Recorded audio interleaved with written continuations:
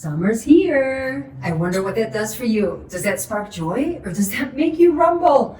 In today's episode, we're going to talk about summer break. We're going to unpack how we can embrace summer break so that we can enjoy the time with our children, so that we can reap the benefits of the extra time together without feeling nervous or frustrated or even resentful of the time together, because it's really such a wonderful opportunity for us to start building memories, for us to spend time together, and to just step out of routine for a little bit, which I think is so necessary.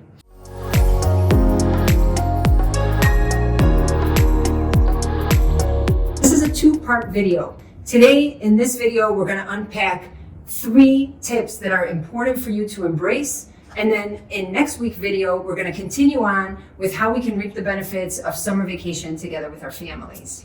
So the first thing that's most important when we think about the summer is that we embrace the flexibility and that we accept the fact that we have this long break with our children. Because this is the reality. This is not something that necessarily we chose or that we have a choice about. This is the reality. Every year, summer break comes around again and again.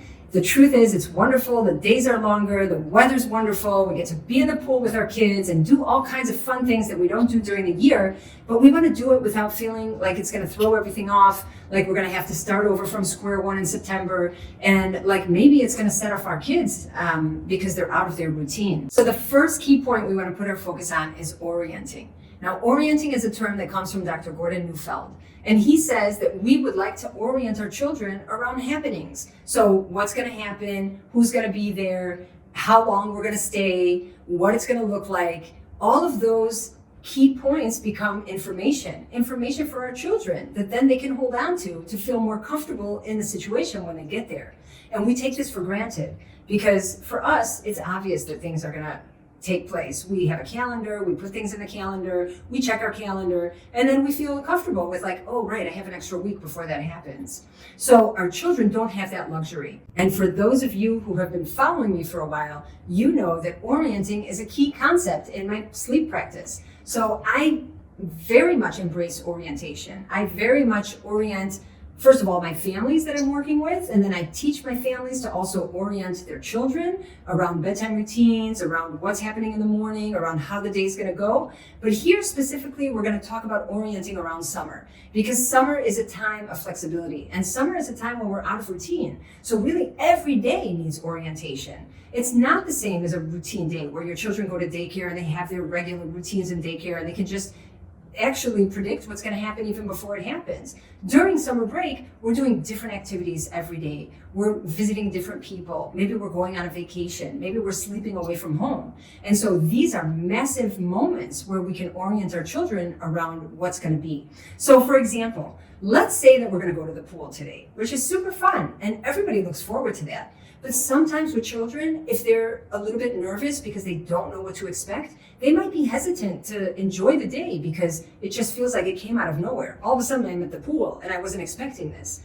But as a parent, maybe we take 10 minutes before we leave the house and we sit on the couch with our child and we show them an image of a pool and we tell them that we're going to go to the pool. We ask them to help us prepare the bag for the pool. So they're pulling out the floaties and maybe trying them on, and they're bringing the noodle and they're putting on their swimsuits. And so already we are orienting them around the experience of going swimming. And then once they get there, they're full of anticipation. They're super excited. They can't wait to jump in the pool because you've prepped them ahead of time, as opposed to just showing up. And then it's like, wait, I'm at the pool. I wasn't ready for this. So orienting is powerful. You want to orient your child around activities that are going to take place before they take place. And you don't need a week before the pool to orient your child.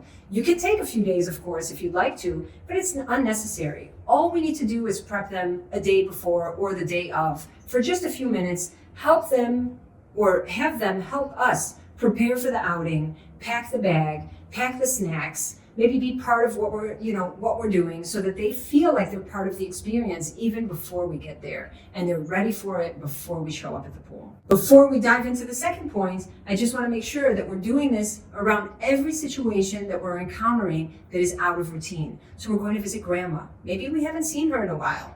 Best to show them a picture of grandma and just remind them, we're going to see grandma today. It's going to be so much fun. Or maybe we're going to sleep in a hotel tonight. So maybe we want to show them a picture of a hotel room and explain to them that we're going to sleep in different beds and ask them to help us prepare their blankie or their pacifier or their sleep lovey, and so that space will feel more familiar for them. So you want to think about what is happening for you and your family, and you want to include your child in that process so that they can feel ready and eager to participate in that activity. The second point we want to put our focus on is that we're not overscheduling. And this is a big one because we always tend to think that things will take less time than they do. So very naturally, I may think, well, we'll go to the pool, and then after we go to the pool, we'll go out for dinner. But it might be too much for your child. After you have a big outing at the pool, generally we stay at the pool for a good few hours, and your children are in the sun, and we're very excited and jumping in and out of the water. It might be too much to expect that then we can enjoy sitting in a restaurant, or then we can enjoy going to visit a friend. I would really highly suggest that you think about how many activities are reasonable per day and not overschedule.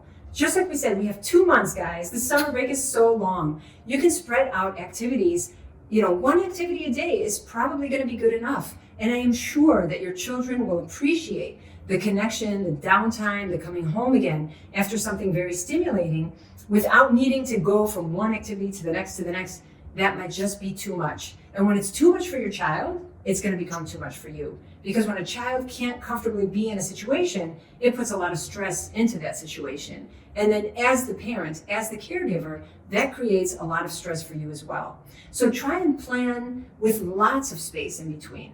Try and plan one activity per day. You have your mornings, you have your evenings, and we're just doing one thing in the middle of the day, and that should be plenty for your child. And it will be enough for you without feeling like it's just too overwhelming, it's too much. The summer break or summer vacation is just like, can't handle it, because you're planning in accordance with what suits your family dynamics. So younger children for sure cannot handle too much.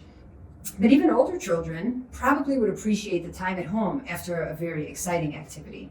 And this leads perfectly into the third point I want to put focus on, because we want to plan for us, right? So we're always planning for our kids, and we're doing everything with them in mind, and we're really trying to make sure that everything is super fun and very exciting and new and exposure to new things, and that's wonderful.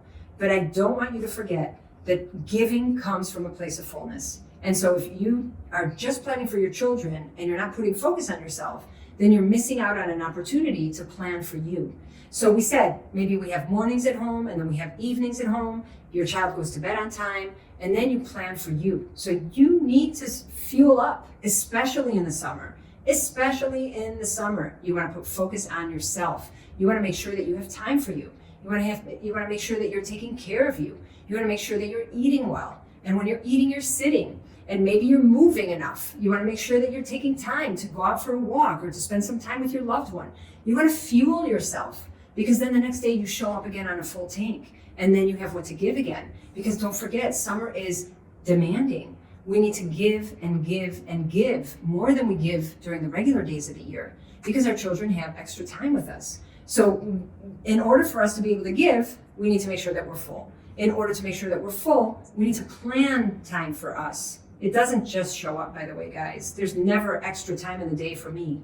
And I've been doing this for quite a while now. We need to plan for us. That means it needs to be something that you think about in advance, and you even maybe voice to yourself that, like, once I put the kids down today, I'm going to put my sneakers on, I'm going to put my headphones in, and I'm going to go for a nice long walk with myself. Or once I put my kids down, I'm going to that Pilates class that I've been really, really excited to join. Or once I put my kids down, I'm going to have a nice glass of wine with my husband on the deck, and we're just going to enjoy the silence and the company.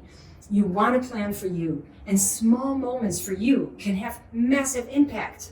And just knowing that you have that time scheduled for yourself makes all the difference. So I invite you during this week, in between this video and next week's video, Summer Break Part 2, to share with me, how are things going for you? How are you navigating your summer break? You can share with me on social media. You can do it here in the comments. You can send me an email, whatever works for you guys. I would love to hear from you. Excited to hear all about your summers and how you're navigating the challenge and reaping the benefits. And I will leave you with that for this week.